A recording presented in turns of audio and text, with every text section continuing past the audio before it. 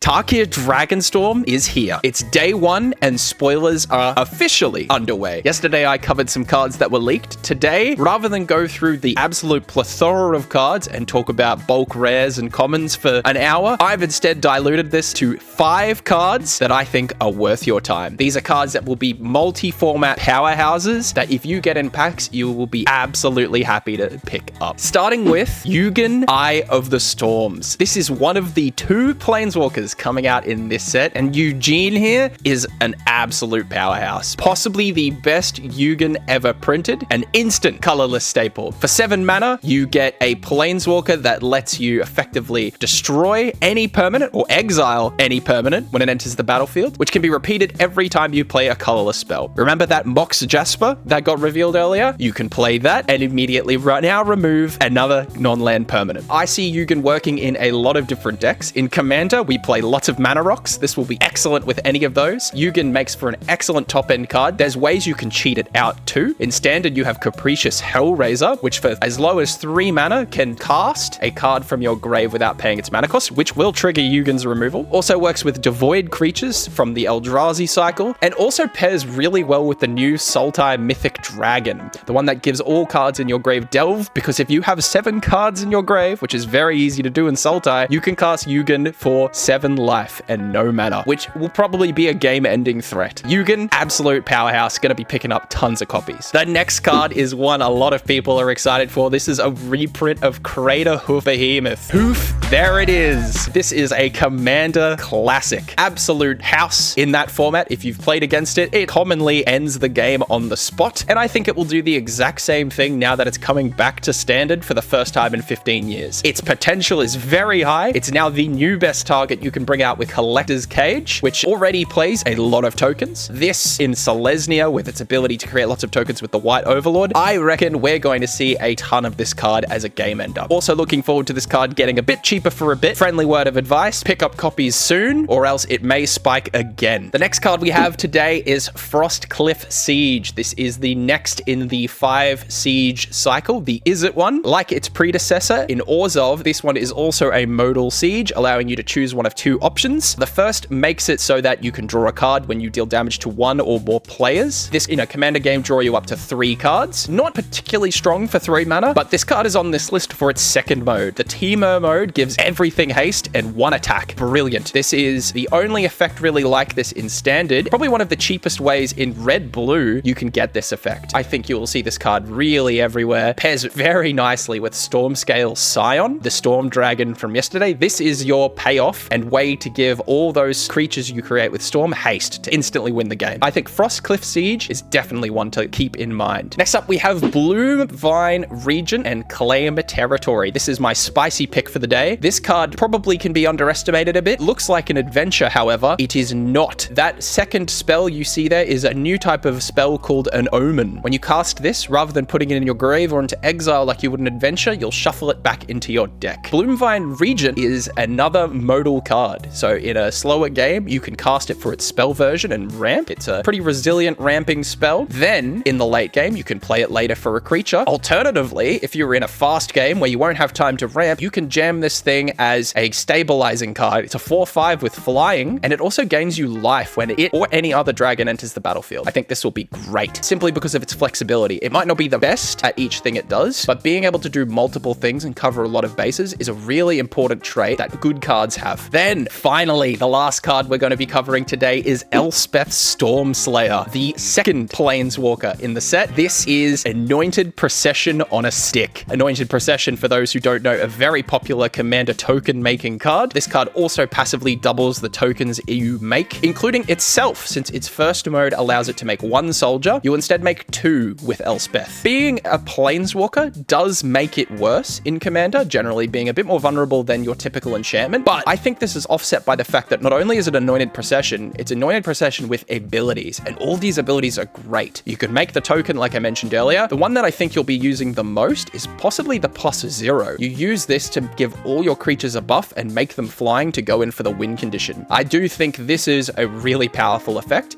and then in a pinch, Elspeth can also come down and remove a powerful threat. I think all these modes are relevant, and that's one of the key things that good planeswalkers have. Those are the most impactful cards for day one 1 of Tarkir Dragonstorm. I'm doing these little bite-sized videos as a way to keep up with the big channels since I work full-time. I am a small bean YouTube channel, but if you like what I do, let me know in the comments, shoot me a like, and subscribe because I'll be putting out these almost daily while spoiler season is happening. Let me know what you think. Cheers!